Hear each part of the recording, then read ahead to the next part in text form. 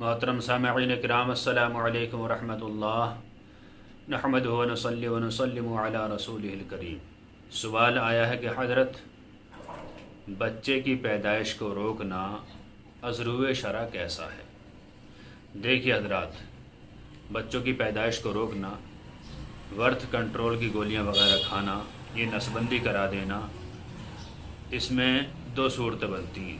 Number 1، نسبندی کرا دینا یا بچے دانے نکلوا دینا، اس خوف سے کہ بچے زیادہ ہو گئے، ان کی پرورش کیسے ہوگی، پڑھائی لکھائی کا خرچ کون اٹھائے گا، کھانے پینا کون کرے گا، اس نیت سے بالکل ناجائز و حرام ہے۔ اور بچے دانے نکلوا دینا، نسبندی کرا دینا، یہ مثلا کے حکم میں آتا ہے، یعنی اللہ تعالیٰ کی بنائی ہوئی چیز میں اپنی طرف سے کچھ گھٹا بڑھا دینا، اسے کہتے ہیں مثلا، اپنے بدن کو تکلیف دینا، لہٰذا یہ بھی ناجائز و حرام ہے۔ ہاں، اگر کوئی شرعی مجبوری ایسی بن گئی ہے کہ بچے دانی نکالے بغیر عورت کا جینا مشکل ہے، یا آئندہ کوئی ایسی پریشانی آ سکتی کہ جان پر بنائے گی، تو ایسی صورت میں یہ جائز ہو جائے گا۔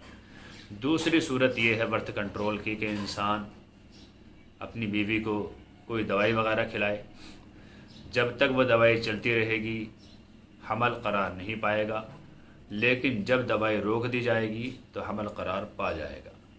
مجبوری کے تحت ایسی گولیاں، ایسی ٹیبلیٹ، ایسی دوائی کھانا جائز ہے۔ مجبوری کیسی؟ جیسے بچہ چھوٹا ہے، دودھ پی رہا ہے، یا عورت اتنی کمزور ہے کہ آئندہ بچہ نہیں جن سکتی، یا عورت کے بڑے آپریشن 2-3 ہو گئے ہیں کہ اب ڈاکٹر نے منع کر دیا ہے، ماہر حکیم نے، کہ اب بچہ کریں گی تو بہت زیادہ مصیبت کا سامنا کرنا پڑے گا اور جان پر بھی بن سکتی ہے۔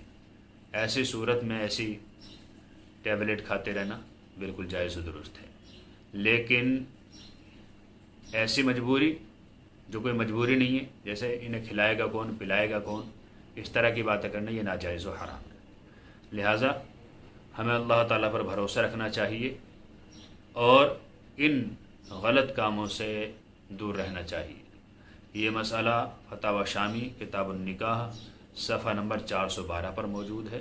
اللہ تعالیٰ سے دعا ہے کہ اللہ تعالیٰ ہمیں صحیح مسائل شرعیہ سیکھتے رہنے کی توفیق عطا فرمائے۔ السلام علیکم ورحمۃ اللہ، واللہ تعالیٰ عالم بالصواب۔